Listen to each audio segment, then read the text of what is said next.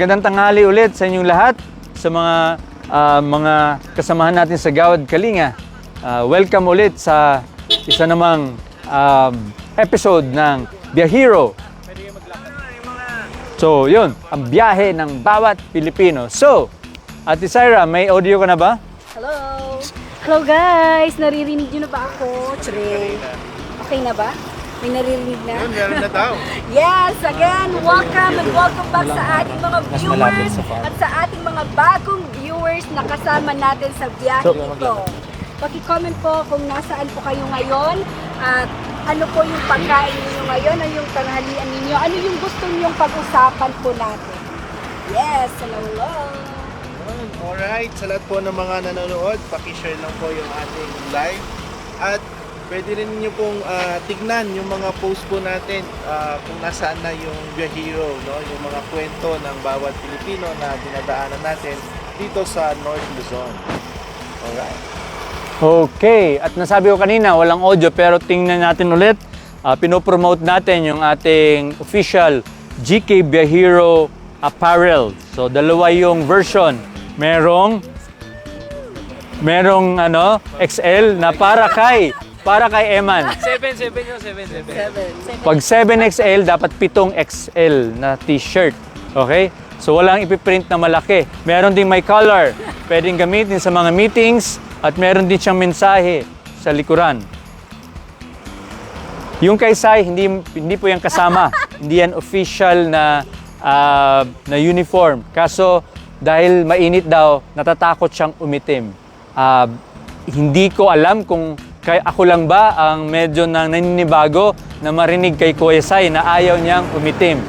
At tingnan mo naman, ang ayaw talagang umitim. Na? Klarong tingnan mo. Ayan. At tingnan mo yung kanyang hat. Galing pa yan. Siya lang meron yan. Ford. Dahil, pakita rin natin ang ating official vehicle. Ako po yung model ng Ford. Parang medyo magsisisi na ang Ford, ah. Kasi akong ginawa model. Lakad kayo sa Yun, marami-rami na din po. So, sino yung nandyan? So, habang nag-usap-usap tayo, lakad tayo papunta doon. Okay? Yun. Shout out po kay Ate Aileen. Si Aileen. Talagang ipi-perfect attendance niya eh. Naglalaban to sila ni Kuya Eman. Hello po. And then Ate Jeris. Hi Ate Jeris. Maayong mo to. Then nandito din si Charlotte. Hi, Charlotte! Sabog si Ate Wen. Sabi ni Charlotte. Hindi ng gulay si Lester. Ayun, Kuya Dan, may nag-mine na. Nang, anong Mine size? na, anong size? Dapat, kasi sabi niya, mine size. Oh. Dapat magkasya po rito. Tawid tayo. Ang ganda naman ni Madam WSP. Yes, maganda talaga. Yes. Hello, Ate Karen. Maayong udto. Kumusta po kayo dyan? Shout out po, watching from GK Pangasinan. Si Tita Angelita Fernandez. Thank you. Maraming salamat sa mga kasama natin sa Pangasinan. Abangan nyo kami bukas. Yeah. Mamaya at bukas. And meron ding nanonood from GK Katigan. Si Tita Wow. Beth Payon. Wow, maayong udto diha sa atong mga kaigsuunan sa Katigan, Davao. Sunday everyone! Pwede na tayo dito. Ganda ng view. Kuya Toy. So mga kapatid, kanina rin, for the information of everyone, nagkaroon tayo ng annual general membership meeting. And we would like to formally and enthusiastically announce that we have new board members sa Gawad Kalinga. And these are Dean Alex Brillantes, nandyan si Kuya Harvey Maraginot of Mindanao, nandyan din si Tito Jojo Bungkayo, and also, last but not the least, si Tita Bebet Gozon. So, yan yung 4 na bagong members ng Board of Directors ng GK. At nandyan pa rin, kasama pa rin natin sa board si Kuya Tony Del Rosario, nandyan si Kuya Luis, siyempre ang chairman, Kuya Luis Quiniana, si Ate Isa Cuevas Santos. So, hindi ko nabaliktad ha. At syempre, nandyan din si Tito Bob Magalona, si Ate Maricel Villanueva. Okay, so yun. So, yun yung ating mga members of the board. Okay? Dahil sa mission ng Gawad Kalinga towards 2050 na patuloy na magbuo ng mga komunidad towards zero poverty, zero exclusion, and net zero carbon, sinisikap din natin na susuportahan yan ng tamang mga leader na who will help bring GK in the next 25 and guide and bring GK in the next 25 years, especially also to mentor ating mga young leaders. Kaya po inaanyayahan namin lalong-lalo na yung mga ating mga communities na sana at ating mga provinces. So meron mensahe si Kuya Sai para sa inyo na sana sabayan din natin yung push ng GK towards 2050. Kuya Sai? Ayun, Kuya Dan, maraming salamat po. Para sa lahat po ng mga community leaders natin, no, sa mga Gawad Kalinga village leaders, towards 2050, pabata ng pabata yung mga leaders po natin na yung mga ipasa yung leadership ng GK sa mga young leaders sa community ninyo, no, katulad na lang ng Nueva Ecija, shout out sa Nueva Ecija. Dati ang GK head ay si Tito Bebot, ngayon nag-decide sila na i-train, i-mentor si Kuya Jonathan Hope Sulit na siya nang magte-take on ng Gawad Kalinga sa part po ng Nueva Ecija. So, para sa lahat po ng mga leaders natin, no, sa mga communities, unti-untiin po natin i-train, i-mentor yung mga ating mga young leaders sa ating mga communities at suportahan po natin sila, no, sa mga gawain, no, dahil dito doon po tayo papunta towards 2050 at kailangan natin silang mag-guide, no, sa kanilang tatahaking mission and vision ng mga community. Okay, baka may gusto magbati, Ate Syra. Nasaan na siya? Mukhang nanguha na siya ng repolyo. Okay, so Shout out po, watching from GK Pangasinan. Oh, Inaabangan yep. na tayo, Kuya Dan. darating din tayo dyan. So mga kapatid, gaya na sinabi ni Kuya Sai, lalo sa mga communities natin, sa mga provinces, na sikapin natin na mag-train ng mga young leaders. Ang sinasabing ang pagpasa, hindi ipapasa at bibitawan. Na magkasama dapat yung mga pioneers at yung mga young leaders na dapat together, no, nabuuin yung next chapter ng GK. Now, gaya kami, mga pioneers, we are also transitioning our roles. Hindi kami mawawala, pero dahan-dahan, and especially for at this crucial time sa shift ng GK, ng transition ng GK, bigyan natin ng space at pagkakataon ang mga kabataang leaders na umpisan din, nasubukan din. Gaya nung tayo noon, tayo, dami din nating sinubukan, dami din natin naging pagkakamali, pero we were mentored din before, kaya nag-survive. At tayo naman ngayon, tayo naman yung magbigay ng space for young leaders, no, to take courage to lead. At hindi sila matatakot dahil nandyan pa rin naman tayo. But kailangan nating sabayan yung mga kabataang mahihirap na maramdaman nila na seryoso ang GK, na sasabayan sila na magkaroon ng mas maayos na kinabukasan dahil nakikita nila ng leadership pabata rin ng pabata. Okay?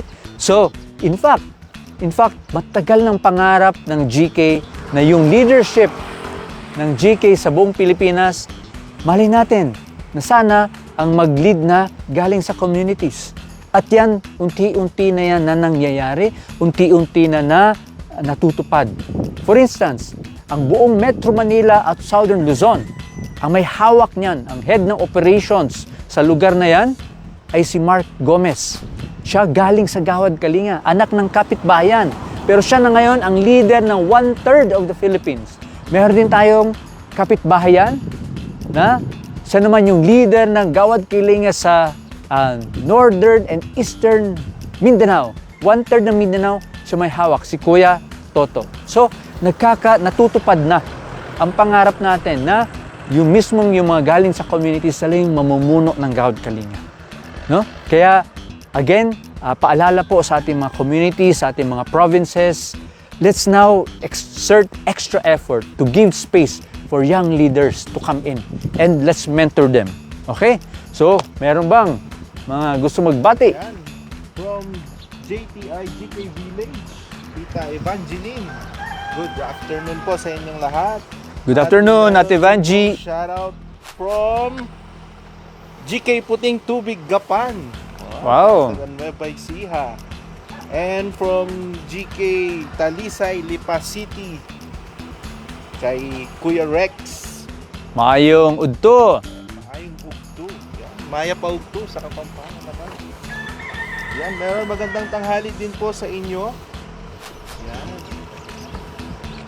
Okay, nandito po tayo. Kung tingnan niyo po, ang daming, ang tanim po nila dito ay lettuce. Napakaraming lettuce sa La Trinidad, Benguet. Okay, so, Ate Sarah, nakabalik ka na ba online? Yes, andito na po ako, nagbabalik.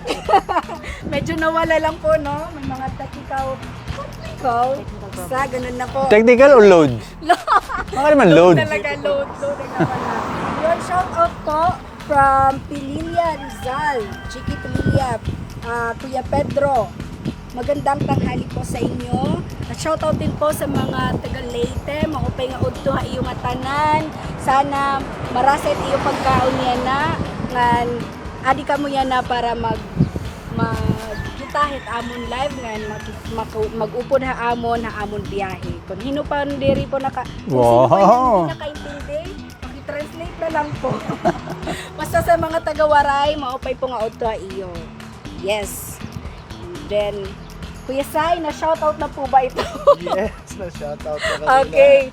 So, yun. Happy Meron na po watching. tayong 30 or 30 plus na viewers as of now. At maraming salamat po sa pananatili. Ngayon, nasa ika-8 na po tayo ng ating live session. And maraming salamat po. Taos puso po kaming nagpapasalamat sa mga sumusubaybay at nakikipagkwentuhan po sa amin. Sana po ay patuloy niyo pong suportahan ang ating ginagawa, which is ang makatulong din po sa ating May kapwa. nagpapa-shoutout from GK Las Piñas. Asa na po yun? Ang aking load ay mabagal. Ayan, shoutout po sa mga taga GK Las Piñas. No? From Kuya Paul Almoroto. Ayan. Ay, daming nagpapa-shoutout ngayon, no? Gandang tanghali po sa inyong lahat. Shoutout po from GK SNDC. Tita Elisa Felix. Oy, dadaan po kami dyan, tita. So, from si Kuya Jeff. No, Kuya Jeff, thank you ulit po sa inyo sa pag-welcome sa amin dyan sa GK San Vicente. Ingat po kayo palagi from Ate Shane. Go naman from Ate Norlene. Ayan, sa mga gustong magpabate or may gusto kayong ipabate, shout out, comment nyo lang po. So Kuya Sai, ano pa yung mga lugar na pupuntahan natin para naman ma-excite yung ating mga kasama? Ayan, napakagandang pag-usapan. No, ngayon po ay nandito tayo sa La Trinidad, Benguet. So yung biyahero po na schedule natin ay pupunta tayo sa Pangasinan. And then, after po ng Pangasinan, pupunta po tayo dahil sa Liga ng mga Barangay Assembly sa 24. And then, tuloy-tuloy po yun. Pupunta tayo ng Bataan, Pampanga, at Tarlac. Yan. So, yun po yung mga pupuntahan natin sa Biyahero. Abangan nyo po kami. sa aming pagpunta. No? Excited po kami na marinig yung mga kwento po ninyo. Sige, so marami pang pupuntahan hanggang Mindanao po ito. Ipagdasal po natin na aabot yung ating gasolina. So far, kaya pa naman, hindi pa naman namin kailangan itulak or hilahin ng kalabaw. Pero gusto rin natin ma-capture ano ba yung mga natutunan natin sa biyaheng ito. Kaya gusto ko rin tanungin si Syra kung kasi siya, bago din siya sa Gawad Kalinga, pero ano yung nakikita niya sa ikot? Ano yung mga reflections niya, especially on leadership, especially on seeing different people working together, mayaman, mahirap, matanda, bata. Ano yung mga nagiging, sa mata ng mga kabataan, ano yung Gawad Kalinga ngayon? Ate Sai? Yes, kung makikita niyo po ang Facebook page, makikita po natin doon na we have young leaders, kagaya po na super young. Sorry. Yes. Po na to lead para mag-produce ako ng isang event at then pagtipon-tipon ng ating mga young volunteers. And masarap po sa pakaramdam na may katulad din po ako na and then sinasakyan ko ang spirit ko ng volunteerism and willing to spread the spirit, and then they are committed na ipagpalaganap din po ang volunteerism sa kanilang bayan po. And then that's the one thing na sana at pinapag-pray ko din po na mas marami pa po tayong mga youth, mga future young leaders who will also take the lead, and then isa puso ang spirit po ng volunteerism, isa puso ang ating prinsipyo, which is una sa serbisyo, huli sa benepisyo. At nang sa ganon ay marami pa pong matulungan at magkaroon din po tayo ng maganda na mamumuno sa ating bayan. Okay, Yes. thank you, Ate Syra, at sa mga youth leaders natin na nanonood, no? Hopefully, through these conversations, makita nyo na totoo na meron na talaga kayong chance and opportunity na akuin yung GK. Kasi yung future ng GK sa inyo na yun. Kaya sa mga nanonood, at ibalita nyo rin sa iba na sa Facebook page ng Gawad Kalinga, kanina lang, no? Meron tayong in-upload na bagong video covering, kinapture natin yung youth forum sa Isabela State University. So, panoorin nyo mamaya, pwede kayong mag-comment, but don't forget to share it, lalo sa mga youth leaders natin, sa mga volunteers at sa mga GK youth sa GK site. Okay? Kasi itong biyaheng ito, itong biyahero, ay gusto natin makita yung biyahe ng bawat Pilipino. At nandito nga tayo sa La Trinidad, Benguet. Napapatanong talaga tayo, ano kaya yung magiging impact ng pagtaas ng langis sa ating mga magsasaka, lalong-lalo na sa mga vegetable farmers dito sa Benguet, na kung saan nanggagaling karamihan sa mga upland vegetables na kinukonsume ng Metro Manila and Central Luzon. So, kayo rin sa mga lugar ninyo, nararamdaman nyo na ba yung pagtaas, yung epekto ng pagtaas ng presyo ng gasolina? Kung ito man sa pamasahe, kung ito man sa pagkain, pwede nyo i-comment. But more importantly, aside from feeling bad about it, pag-isipan natin, how can we be of help? Kasi, uulitin natin, sa panahon ng mga krisis, laging-lagi yung mga mahihirap yung naiipit, laging-lagi yung mga mahihirap yung nadidihado. Kaya pag-isipan din natin at pagplanuhan, lalo na sa mga komunidad, let's start making and planning, let's start doing concrete actions on how we could possibly weather this crisis. Okay, so meron bang bagong nagbati? Ayun, shout out po from Zamboanga City at lahat sa Northwestern Mindanao from Ate Aileen. Suki, yan talaga si Ate Aileen. Parang absent ko yun si Kuya Eman Or baka loading lang sa akin. Happy watching po kay Ate Chelsea. Yan, kay Ate May. Kanina nanonood. Mukhang naglo-loading na naman. Loading na, oo. Wala, Yan. hindi. Happy lumalabas. Sunday, Team GK from Yings. Aying Bieren. Kuya Aying ba to? Oo. Ayan, shout out Yun, po. lumabas niya. So, Oh, Kuya Dan? so yan. Sabi ng ating director, okay? No, pasok daw, pasok. Kasi mukhang naglalag. But, again, abangan nyo. Marami tayong mga events. Hindi lang yung Biyahero. Meron tayong Bayani Challenge sa Sorsogon. This coming April 30 to May 4. April 30 to May 4. Pwede pa kayo mag-ipon. Yes, mahal yung pamasahe. Pero baka naman, makahanap kayo ng sponsors. Or, more importantly, sa mga communities, kung kailangan nyo ng tulong, we can write formal letters to our partner LGUs, partner schools, para meron kayong kasabay sa biyahe. Kasi, tuloy na tuloy yung Bayani Challenge. After ng Sorsogon, meron din tayong Bayani Challenge sa Basay Summer! May 11 to 15, see you there! excited siya pag summer. Pero pag Bicol, mukhang hindi. Pag summer, wow! Hindi Di ba? kuya, kasi Ayan. magpapaalam. Sorry, magpapaalam. Dahil, Po, kasi hindi po muna ako makakasama. oh, makakasama saan? Hindi po ako muna makakasama Dapat sa saksak susunod ko siya. po nating biyahe. Dahil kailangan po umuwi at tumulong para po maging masaya po ang ating Bayani Challenge sa Basay Samar. Yun. Pero tomorrow, nasa live pa rin po ako. Hindi ko pa po kayo iiwan. Charing. Yun.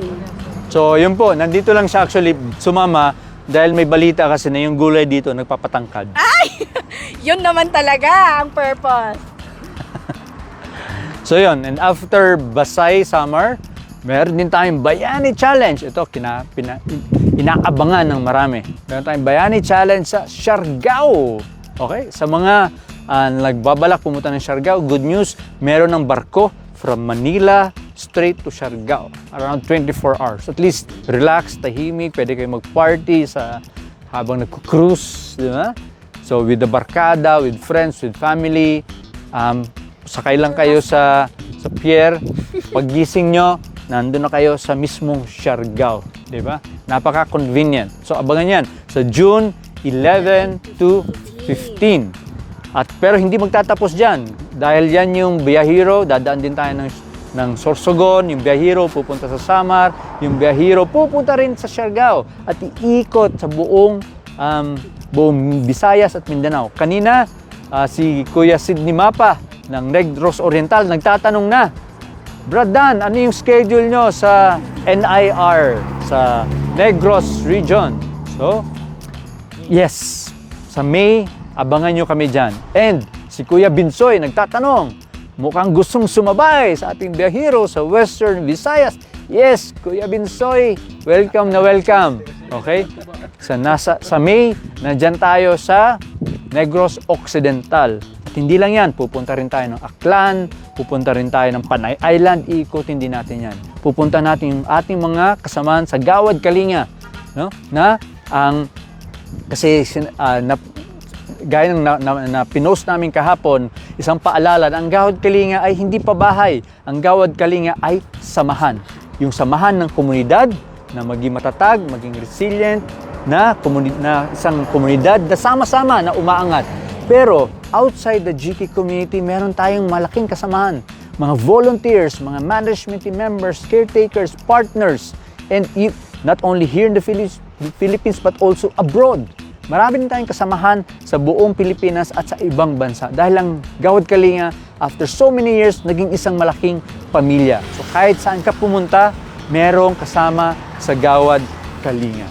At rest assured, pagpunta nyo sa mga ibang lugar at may makilala kayong taga GK or part ng Team GK, rest assured na sa puso din nila yung ating mga prinsipyo, ang ating pamumuhay na una sa serbisyo, huli sa benepisyo, walang iwanan, tataya ako para sa Diyos at bayan, di ba? Padugo. So, and and mararamdaman nyo na o nga isa tayong pamilya. Okay, so bago tayo mag-end maya-maya, mayroon pa bang nagpapahabol? Kasi kahapon marami naghabol mag-shoutout, kaso nag-end na yung live. At sabi nga ni Ate Syra, bukas yung last niya na kasama sa live. Nako, di ba? May malulungkot daw siya. Kami hindi. But pero tuloy-tuloy ating live. Makakasama natin ulit siya sa Visayas. Okay. Yes. At bago po tayo magtapos, shout out po kay good luck po sa lahat ng mga project niyo. Ingat palagi. Maraming salamat po at kay Ate Jusil Ayran. Happy Sunday po from GP Bagak, Bataan. Sabi ni Charlotte, let's go Sorsogon! Kahit hindi ako makakasama. Yes, thank you very much po for watching and see you po again tomorrow, 12 noon pa rin. Kahit walang announcement. Kahit walang announcement para makita namin kung talagang sumusubaybay po kayo. And hello po from GK Shadow? Wow, social! Shadow. Tita Ano, shuttle Marinette bus? Magbuwan. Wow. Yes. Doon tayo Ay, natulog. doon pala yun. Yes, Oh, yung may kwento mo. masarap na Pasalamat pagkain. ka. Maraming salamat po, tita. Sa uulitin mo, babalik mo. Yun. It's 12:30 na. And, Hindi Let's pa. send it Teka with- muna. Ito, baka may gusto kang yes. sabihin. Baka Yeah. magtapos. Ayan, bago po magtapos, abangan nyo po kami sa mga susunod na mga probinsya na ating pupuntahan. No? Magkita-kita po tayo. Ihanda nyo na po yung kwento po ninyo na pwede nyo pong i-share. And yun po, maraming salamat din po sa lahat ng mga nadaanan ng Biyahero, no? Simula sa La Union hanggang pag-ikot ng Cagayan, so sa Apari. No, maraming salamat po sa inyong lahat. yun. Kuya Dan? Okay. At may pahabol. Happy birthday daw kay Ate Darlene. Wow, ng Allen Samar. Ay, happy birthday, Tida! Grabe, yung kababayan mo. Kinalimutan. Kinalimutan ka. Okay? Kasi feeling niya, taga ano na siya taga Maynila, taga Luzon na. Okay, so, Tita Marinette, maraming salamat po sa pagkupkup sa amin. Hindi makakalimutan ni Lester yung watermelon na yellow na hinahalo sa buko salad. No? May paboy pa po si Alni, let's go to Isla ng Siargao. Wow, si Ate Alni, no? GK worker natin dyan sa Siargao, nag-iimbita na puntahan natin ang Siargao sa Bayani Challenge. So dito po magtatapos ulit ang isang episode ng Biyahero, ang biyahe ng bawat Pilipino dito sa La Trinidad, Benguet, walang iwanan! Yay! Wow, parang na-practice ha? O, direct, pakita ka direct. Dito na po ako! Miss you all! Ayan, si Kuya Clips. Kaway-kaway, Kuya Clips. Thank you po! Maraming salamat, Ford Philanthropy, Ford Philippines.